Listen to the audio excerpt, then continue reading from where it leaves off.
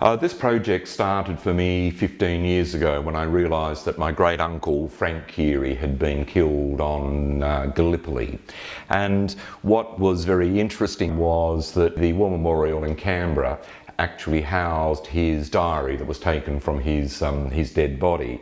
So I went to Canberra 15 years ago to have a look at it, the diary, and however I discovered that the majority of it was written in Pitman shorthand because Frank had been a reporter in regional Victoria before the war.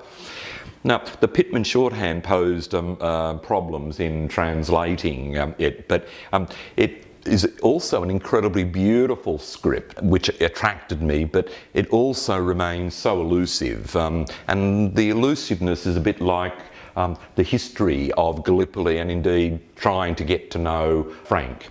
One of the interesting things has been that a group of women have volunteered to translate the diary, and this is proving to be an incredibly difficult task, but the women, who I've never met, I've only met them online, are quite amazing. And here is Dawn Bentley, one of the volunteers, who several months ago went to Gallipoli just to visit Frank's grave. She made a wreath and wrote him a postcard in Pitman shorthand. So this project has involved lots of interesting spin-offs, I guess.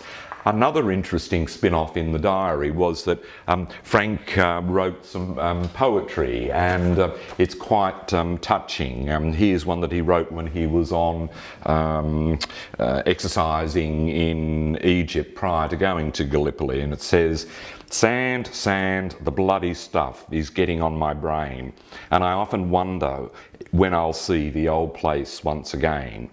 I guess it's starting spring over there, with scent of peppermint gums and scrubs upon the air. I'll bet all the swamps are full and fringed with green, and covered by the lilies' glossy sheen. And over the hills amongst the young grass frail, the wallabies have padded to its banks a wending trail. And on the hill's young heath, buds faintly show, pink and white, when looked at from below. Such scenes and others in my mind go flashing by when in a route march beneath a moonlit sky."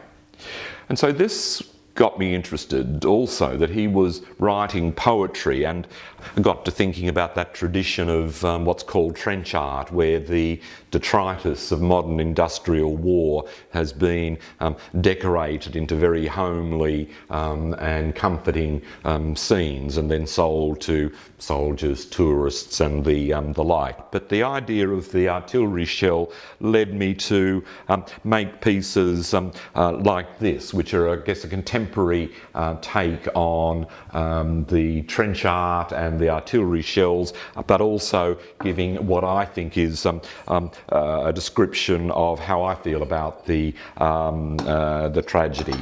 An interesting aspect also was that anybody killed in the First World War, their families were sent what's called the King's Medal. And the King's Medal is actually this size, and it's inscribed, "He died for freedom and honour," which I think is a very ironic statement. So I've taken the miniature version of what was called very quickly the Dead Man's Penny, and I've used it on these pieces here, which both echo the form of the artillery shell, but also symbolise the letter home that was the official notification that a loved one or a relative had been killed in the war.